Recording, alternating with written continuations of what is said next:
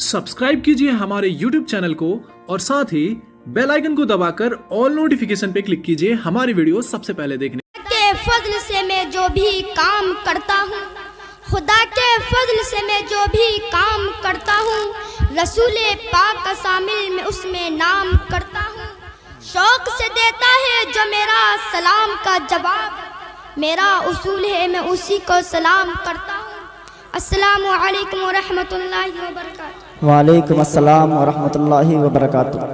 अल्हम्दुलिल्लाहि रब्बिल आलमीन वल आकिबतु लिल मुत्तकीन वस्सलातु वस्सलामु अला सय्यिदिल मुरसलीन व अला आलिहि व अस्हाबिहि अजमईन। अम्मा बाद फ़अऊज़ु बिल्लाहि मिनश शैतानिर रजीम। बिस्मिल्लाहिर रहमानिर रहीम। इन्ना नहनु नज़्ज़लना ज़िक्रा व इन्ना लहू लहाफ़िज़ून। सदक़ल्लाहुल मौलानाल अज़ीम।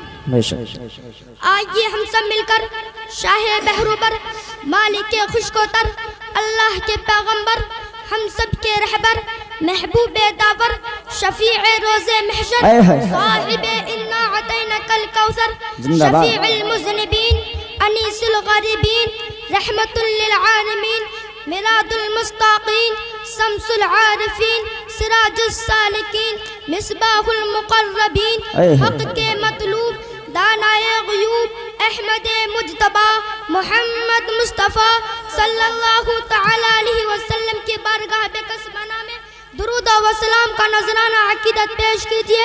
बुलंद आवाज़ से पढ़े अल्लाहुम्मा सल्ली अला सय्यिदिना व मौलाना मुहम्मद मुबारक वसल्लम सल्लल्लाहु अलैहि सलातम व सलाम अलैका या रसूल अल्लाह।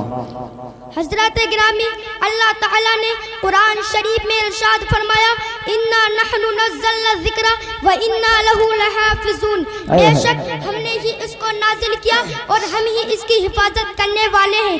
आसमानी किताबें और भी हैं, आसमानी सहीफे भी हैं, मगर हमारे तुम्हारे रब ने किसी किताब की जिम्मेदारी नहीं ली। आसमानी किताबें भी हैं, दुनियावी किताबें भी हैं, इंजील भी है, तौरात भी है, ज़बूर भी है, कुरान मजीद भी है। अल्लाह ताला ने सिर्फ कुरान मजीद की जिम्मेदारी ली और बुलंदी को समझने के लिए एक मिसाल बयान करनी है। अगर हम सारी किताबों को समुद्र के अंदर डाल दें, तौरात को समुद्र के अंदर डाल दें, जिंदाबाद जिंदाबाद जिंदाबाद, बेशक बेशक बहुत खूब, डाल दिया जाए, रामचरितमानस को समुद्र के अंदर डाल दिया जाए, भागवत पुराण को समुद्र के अंदर डाल दिया जाए, उपनिषद को समुद्र के अंदर डाल दिया जाए, कुरान करीम और फुरकान हमीद को समुद्र के अंदर डाल दें, फिर बहुत अच्छे बहुत अच्छे, किताबों के नाम लेकर पुकारा जाए, जिंदाबाद जिंदाबाद जिंदाबाद, ए तौरात तू आजा, ए ज़बूर तू आजा, ए रामायण तू आजा, ए रामचरितमानस तू आजा, ए भागवत पुराण तू आजा, ए उपनिषद तू आजा। लाइक़ सद एहतराम सामिईन, मगर सारी की सारी किताबें खामोश पड़ी होगी जब कुरान शरीफ को पुकारा जाएगा। तो इस हिंदुस्तान की सरजमीन पर हजारों हुफ़्फ़ाज़ किराम सीना ठोक कर खड़े हो जाएंगे और कहेंगे, जब तक मुसलमान जिंदा है, मुसलमान के सीने में इस्लाम और कुरान जिंदा है। जिंदाबाद, नारे तकबीर, नारे रिसालत, नारे गौसियत, मसलके आला हजरत, उलमाए अहले सुन्नत, नारे तकबीर, नारे रिसालत, जिंदाबाद। भाई बहुत अच्छी बहुत अच्छी। न घबराओ मुसलमानों, अभी खुदा की शान बाकी है, अभी इस्लाम जिंदा है, अभी कुरान बाकी है। जिंदाबाद। काफिर क्या समझते हैं जो अपने दिल में हंसते हैं, अभी तो करबला का आखिरी मैदान बाकी है। मेरे तुम्हारे पैगंबर मोहम्मदुर रसूलुल्लाह सारे नबियों में लाजवाब, मेरे नबी पर नाजिल होने वाली किताब कुरान मजीद सारी किताबों में लाजवाब, मेरे नबी की उम्मत सारी उम्मतों में लाजवाब, मेरे नबी का लाया हुआ मजहब सारे मजहबों में लाजवाब, मेरे नबी की उम्मत सारी उम्मतों में लाजवाब, मेरे नबी की गुफ्तान लाजवाब, मेरे नबी की रफ्तार लाजवाब। हज़रत गिरामी और कुरान की बुलंदी को देखो, अगर ये कुरान जज़दान में लिपट कर लहल में सज जाए तो 30 पारा है। देखना इसके बारे में है जो आमिना की गोद में आंचल रहमत ओढ़ ले, वो आमिना का माहे पारा है। एक चुप हो जाए, एक बोल दे, जो चुप हो जाए वो कलामे पाक है और जो बोल दे वही रसूले पाक है। जिंदाबाद जिंदाबाद। दो चेहरे हैं, एक तो तिलावत के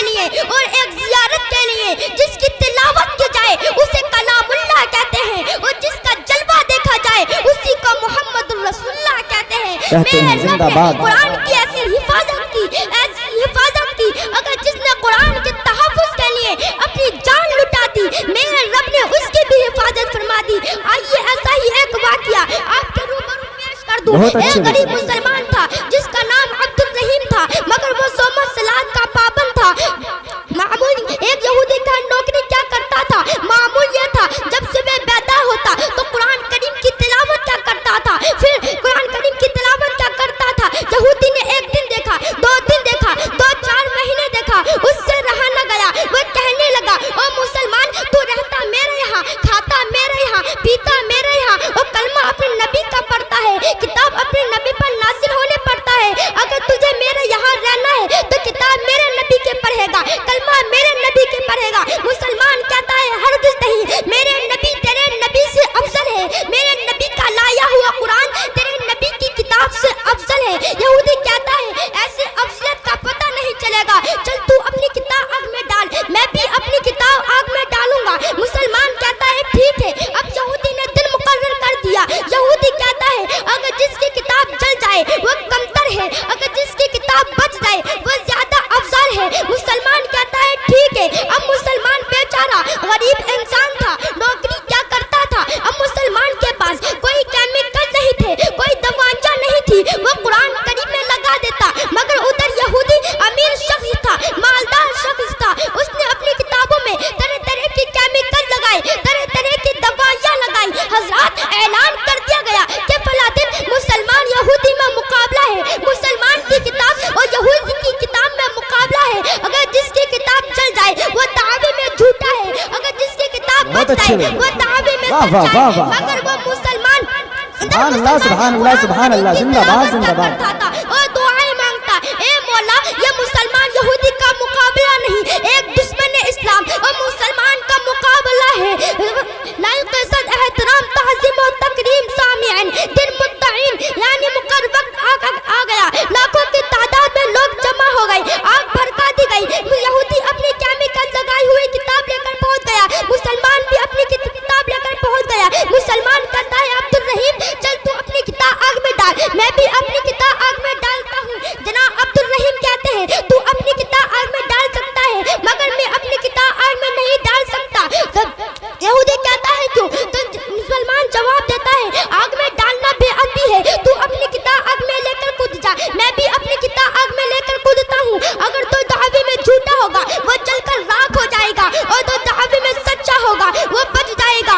اب یہودی پریشان ہو گیا، اس نے اپنی کتابوں میں طرح طرح کی کیمیکل لگائے، طرح طرح کی دوائیاں لگائی، مگر اپنے میں کچھ نہیں لگایا تھا۔ پریشان ہو کر ادھر ادھر کی باتیں کرنے لگا، مگر وہ عاشق رسول، وہ سچا قرآن کا شیدائی، اس نے دیکھا کہ یہاں لاکھوں کی تعداد میں لوگ جمع ہیں، اگر میں آگ میں کود گیا تو لاکھوں کی تعداد میں کلمہ پڑھ کر مسلمان ہو جائیں گے۔ وہ رسول کا دیوانہ قرآن کریم کو ہاتھ میں لے کر آگ میں چھلانگ لگا دیتا ہے، یعنی کود جاتا ہے۔ لوگ سمجھ رہے تھے کہ جل کر راکھ ہو جائے گا، جب دیکھا گیا تو قرآن کریم کی تلاوت کر رہا تھا، پڑھ رہا تھا انا نحن نزلنا الذکر وانا لہ لحافظون۔ سارے کے سارے لوگ اسی وقت عبد الرحیم کے ہاتھ پر کلمہ پڑھ کر مسلمان ہو گئے۔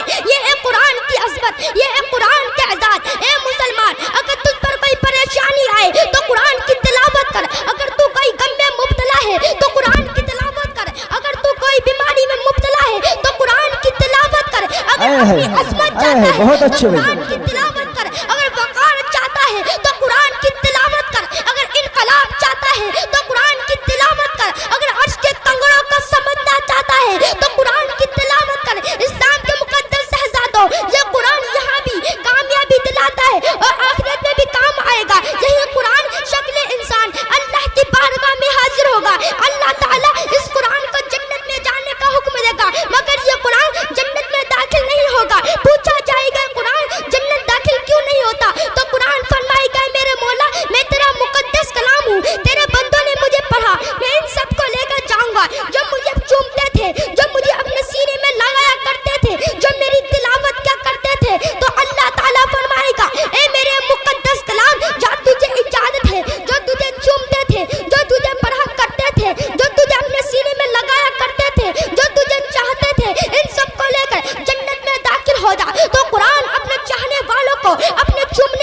کو اپنے چاہنے والوں کو جنت میں داخل ہوگا, جنت کے دروازے کھٹکھٹائے گا, اندر سے آواز آئے گی کون, تو قرآن فرمائے گا ان القرآن و معی القاری, میں قرآن ہوں اور میرے ساتھ میرے قاری ہے.